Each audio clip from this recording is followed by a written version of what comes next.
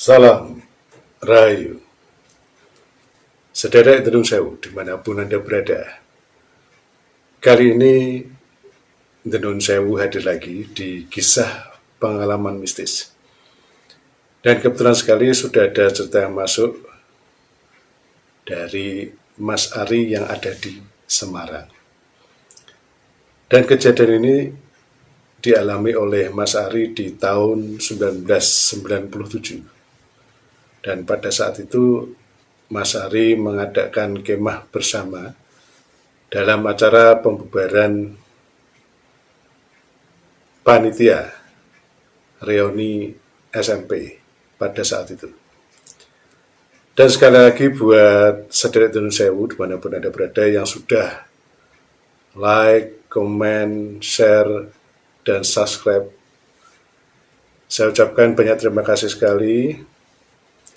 Sekali lagi buat sederek Tenung Sewu yang barusan menonton tayangan ini, jangan lupa juga untuk like, share, komen, dan subscribe video-video dari Tenung Sewu. Kita mulai aja cerita dari Mas Ari. Pengalaman ini terjadi di tahun 1997. Pada saat itu Mas Ari menjadi salah satu panitia reuni SMP.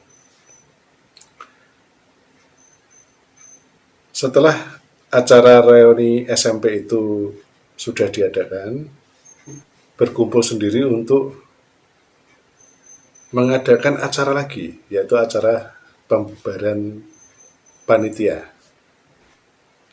Dari hasil rapat yang sudah ditentukan saat itu, semua panitia bersepakat untuk mengadakan kemah di Gedung Songo. Kebetulan di Gedung Songo ini ada satu tempat kemah atau tempat camping ya, atau camping ground ya. Dan pada saat itu acara camping ini dilaksanakan tepat di hari Sabtu, karena hasil rapat menetapkan Sabtu Minggu atau perkemahan Sabtu Minggu. Mas Ari dan 8 orang temannya bersama-sama untuk menyediakan alat-alat camping. Setelah sudah tersedia semua dan kemudian mengadakan satu rapat-rapat ya, rapat kecil untuk persiapan atau pelaksanaan hari Sabtu saat itu. Dan berangkatlah Mas Ari bersama teman-temannya menggunakan mobil pick up yang kebetulan salah satu daripada teman Mas Ari ini, tepatnya saudaranya, mempunyai mobil pick up dan dimintai bantuannya untuk mengantar Mas Ari ke Gedung Songo.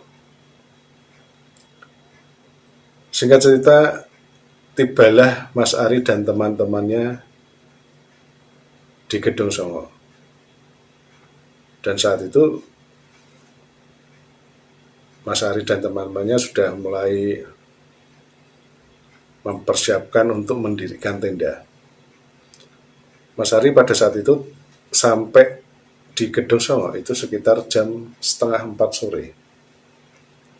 Karena sekali lagi di sini Gedung Songo itu berada di dataran tinggi. Saat itu Dedi dan Purnomo, teman Mas Ari, mengatakan kepada Mas Ari, "Ri, ayo cepet kita mendirikan tenda karena kabutnya sudah turun." Dan saat itu Mas Ari bergegas membuka tenda, menyediakan perlengkapan tenda atau menyediakan seluruh perlengkapan untuk mendirikan tenda. Sekitar hampir 1 jam Mas Ari dan teman-temannya ini mendirikan tenda. Kemudian diteruskan dengan membuat tenda lagi satu ya. Kebetulan di sini Mas Ari dan teman-teman mendirikan 2 tenda.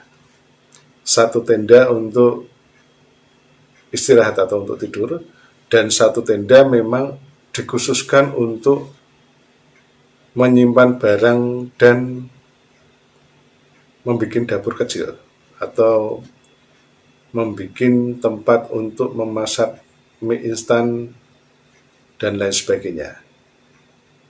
Dikarenakan di sana angin yang ada di daerah Gedong Songo itu sangat kencang. Jadinya untuk menghindari angin yang sangat kencang ini, Mas Ari dan teman-teman mendirikan 2 tenda. Tenda satu untuk istirahat dan tenda yang kedua adalah untuk menyimpan barang-barang atau menyimpan perlengkapan dan juga dibikin dapur kecil. Saat itu hari sudah mulai gelap. Dedi, Purnomo, dan satu teman lagi yaitu Irawan yang kala itu memang sedang membuat tempat sepatu ya, tempat sandal dan sepatu, karena memang teman-teman Mas Ari yang satu ini memang teman-teman Mas Ari ini sangat kreatif. Dan teman-teman yang lain juga menyediakan atau menata, teman-teman yang lain menata tikar di tenda yang satunya yang sudah jadi, kebetulan untuk tenda yang besar, dan tenda itu untuk istirahat, membersihkannya, terus kemudian menatanya, dan diberikanlah tikar untuk alas tidur. Suasana di daerah Gedong Songo itu, tepatnya di tahun 97 ini memang tidak seperti sekarang, karena memang dulu fasilitas tidak seperti Gedong Songo sekarang.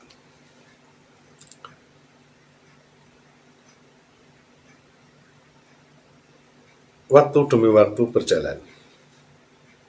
Saat itu Irawan mempunyai ide, yuk kita bakar jagung sama bakar ketela. Terus kemudian teman-teman Mas Ari, ya di situ ada Dedi, ada Purnomo, ada Irawan, juga ada Rini, ada Yeti, ada Iin, dan teman-teman yang lain mengiyakan, wah ini cocok sekali ini untuk membakar singkong dan membakar jagung. Kemudian Irawan dan Dedi saat itu ditemani oleh Rini, Yeti, dan Iin turun ke bawah untuk membeli singkong dan jagung. Karena memang di sekitar Gedong Songo saat itu memang ada satu pasar kecil, dan saat itu bukanya sampai jam 9 malam. Setelah membeli singkong dan jagung, kemudian Mas Ari dan teman-teman menyediakan kayu bakar yang pada saat itu sudah disediakan dari rumah. Dan mulailah Mas Ari dan teman-teman ini membakar singkong dan jagung. Malam itu suasana sangat akrab, dan kebetulan hari itu tidak hujan. Sekitar pukul 10:30 malam saat itu, Irawan dan teman-teman cewek yang lain sudah mulai ngantuk. Di samping itu juga udara di daerah Gedong Songo ini sangat dingin, dan beberapa teman sudah masuk ke tenda untuk istirahat. Dan di sini tinggal Mas Ari, Irawan, Dedi, dan Purnomo. Hanya berempat yang masih belum bisa tidur. Terus kemudian bercanda-canda sembari membuat kopi saat itu. Kebetulan di sini Mas Ari, Dedi, Purnomo, dan Irawan belum bisa untuk memejamkan mata. Mereka berempat kemudian memutuskan untuk bermain kartu remi saat itu.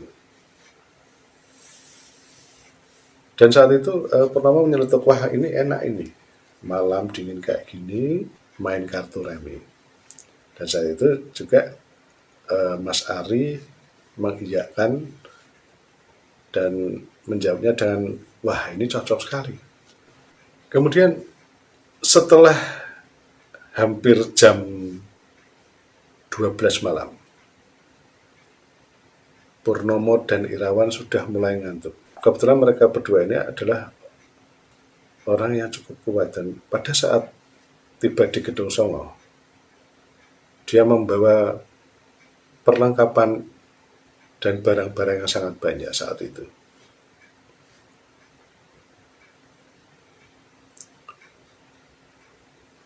Di sini tinggal Mas Ari dan salah satu temannya yaitu Dedi yang belum bisa memejamkan mata. Tepatnya jam 1 malam, Dedi sudah mulai merasa kantuk saat itu. Terus kemudian dia berkata kepada Mas Ari, Rik, aku tidur dulu ya, kayaknya aku sudah tidak kuat ini. Dan pada saat itu Mas Ari menjawab dengan santai, ya udah kalau mau istirahat, istirahat aja. Aku belum bisa tidur. Setelah tidak begitu lama, Dedi sudah masuk ke tenda. Mas Ari di sini sendirian.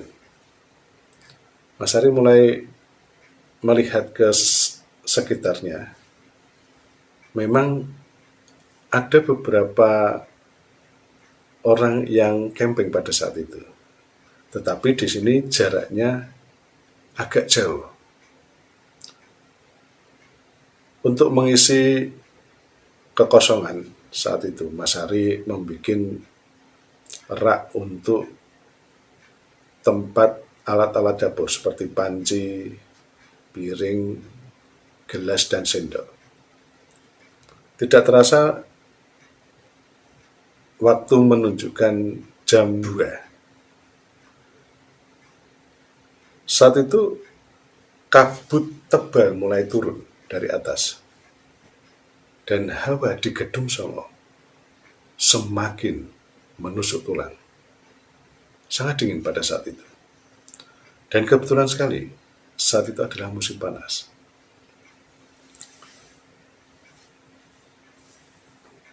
Mas Ari mencoba untuk membakar rokok untuk mengurangi rasa dingin. Dan juga Mas Ari berusaha untuk menyalakan api unggunnya lagi untuk membuat secangkir kopi. Tiba-tiba saat itu Mas Ari mencium aroma yang aneh. Mas Ari mencium aroma minuman keras yang sangat menyengat. Sempat pada saat itu Mas Ari membangunkan Dedi, yang kebetulan Dedi di sini tidur di dekat pintu tenda. Mas Ari bertanya kepada Dedi, Dad, bangun Dad. Kemudian Dedi bangun. Ada apa sih? Kamu takut ya? Kata Dedi saat itu. Mas Ari menanyakan kepada Dedi, Dad, kamu mencium aroma minuman keras? Ah, enggak itu. Terus kemudian Mas Ari berkata lagi, jangan-jangan kamu bawa minuman keras. Enggak, aku enggak bawa kok, jawab Dedi saat itu. Semakin menyengat aroma minuman keras itu. Tak lama kemudian Dedi meneruskan tidurnya. Dan Mas Ari di sini masih merokok dan menikmati kopi, terus kemudian berdiri untuk maju ke depan. Kebetulan di depan tenda, tidak jauh dari tenda, sekitar 5 meter ke depan, itu sudah seperti jurang.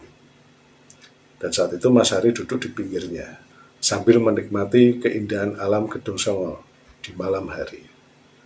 Saat itu langit sangat cerah, tetapi aroma minuman keras itu semakin menusuk hidung Mas Ari.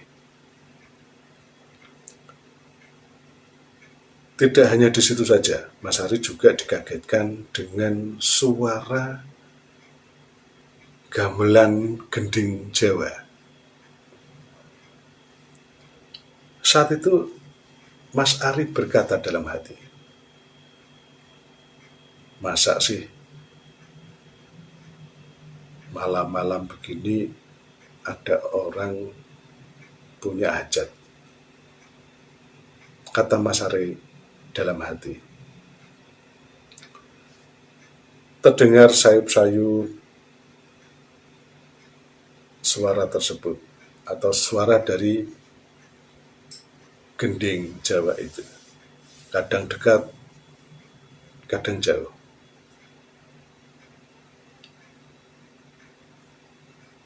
Tidak lama kemudian, Mas Ari juga dikejutkan oleh suara seperti orang menggeram. Suaranya besar sekali saat itu. Suaranya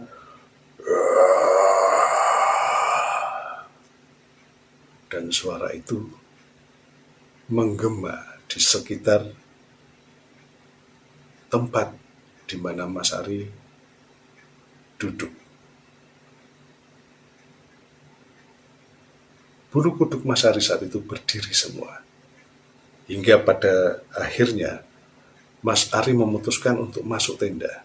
Karena Mas Ari sudah tidak merasa nyaman dengan aroma minuman keras yang sangat menyengat, kemudian suara gending Jawa, dan dilanjutkan dengan suara seperti menggeram. Singkat cerita,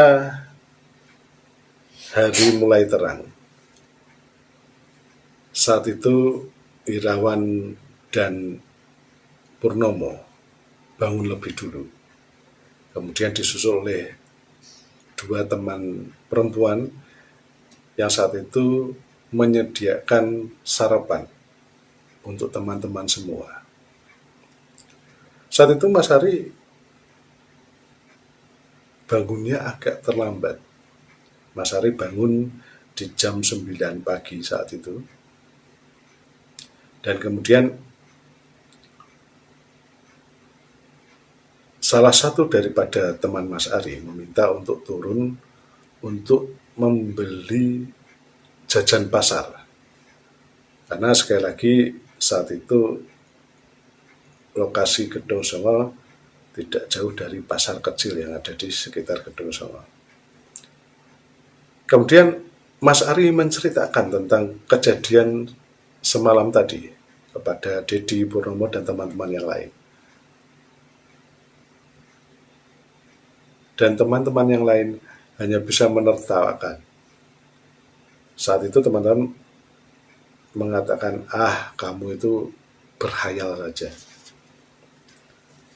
Setelah sampai di pasar, Mas Ari mencoba untuk menanyakan tentang kejadian semalam kepada seorang ibu yang menjual jajan pasar.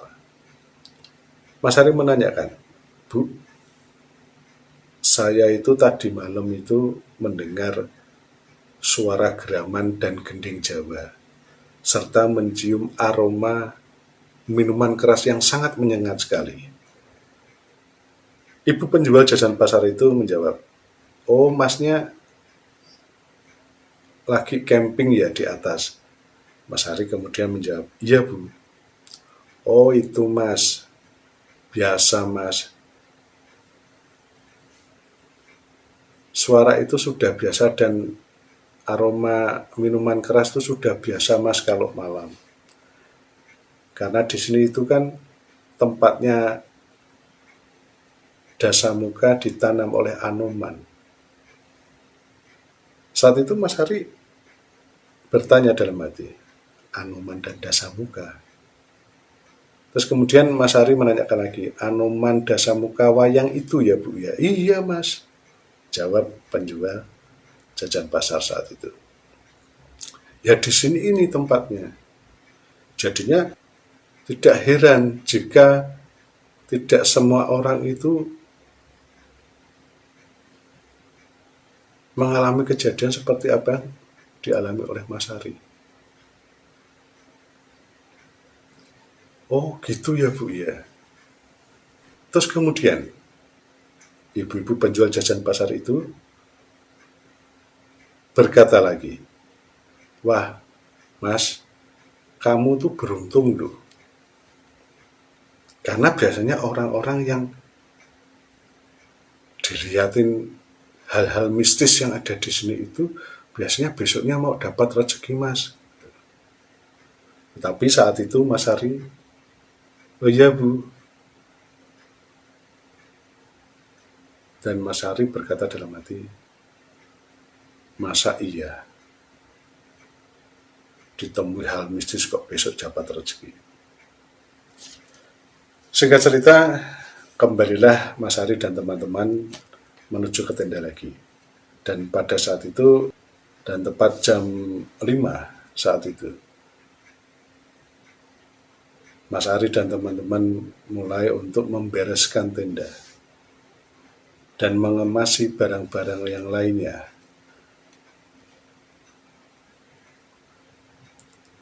Tak lama kemudian, mobil pick up saudara dari salah satu teman Mas Hari itu datang. Dan kemudian Mas Hari dan teman-temannya mulai memasukkan barang-barang ke dalam pick up.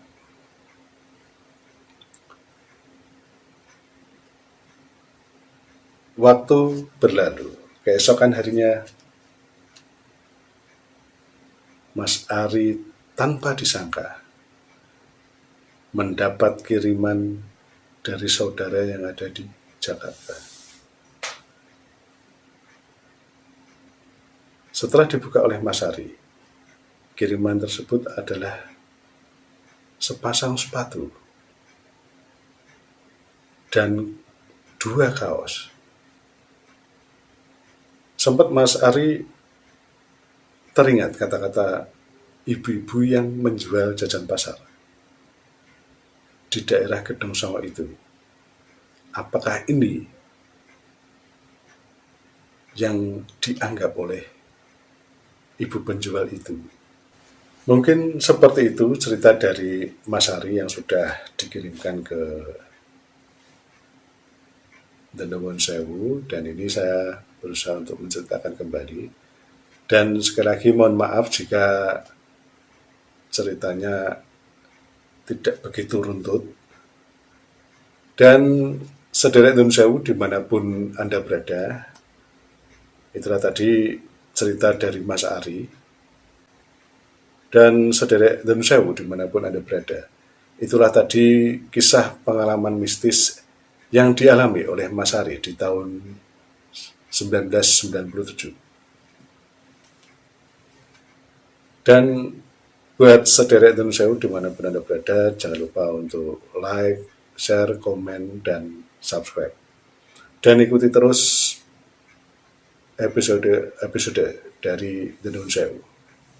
Dan seperti biasa, jika ada salahnya, saya Nuwun Sewu. Jika ada benarnya, saya Nuwun Sewu. Kesempurnaan hanya milik Allah semata. Salam Rahayu.